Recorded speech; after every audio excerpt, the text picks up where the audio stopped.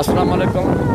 जीअं तव्हां बाइक खां पाण मुसलसल 6 साल खां दावो कंदो अचां त मुंहिंजी ज़मीन ते कब्ज़ो आहे।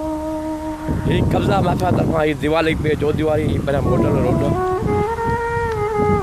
आख़िर 6 साल गुज़री खां पोइ कंहिं बि मूंसां इंसाफ़ न कयो।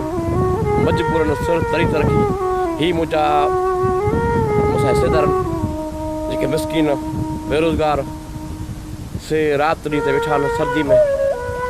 असांखे 24 कलाक ख़तरो आहे। ऐं मजबूरन सिर तरी रखी पंहिंजा बच्चा वठी वेही रहियो आहियां।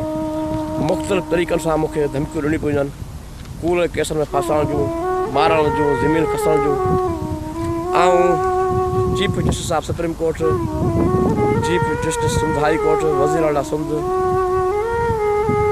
एंटी करप्शन नेब जे आला अख़्तियारनि, ज़िले जामशोर जे MPA मलिक असद सिकंदर ऐं तमामु बस वारनि खे अपील थो कयां त ख़ुदा जे वास्ते जेतिरो जल्द थी सघे मूंखे तोहफ़ो फ़राहम कयो वञे ऐं हीअ ज़मीन मूंखे आदत करे ॾिनी वञे। इन सां गॾोगॾु हीअ तव्हां ॾिसी रहिया आहियो त साम्हूं जो कमिरो आहे, इन में कब्ज़ा माफ़िया जा हथियारबंद उहे मोर्चाबंद ते वेठा आहिनि। कहिड़े बि वक़्तु असांखे हिन मां जानी ऐं माली ख़तरो आहे।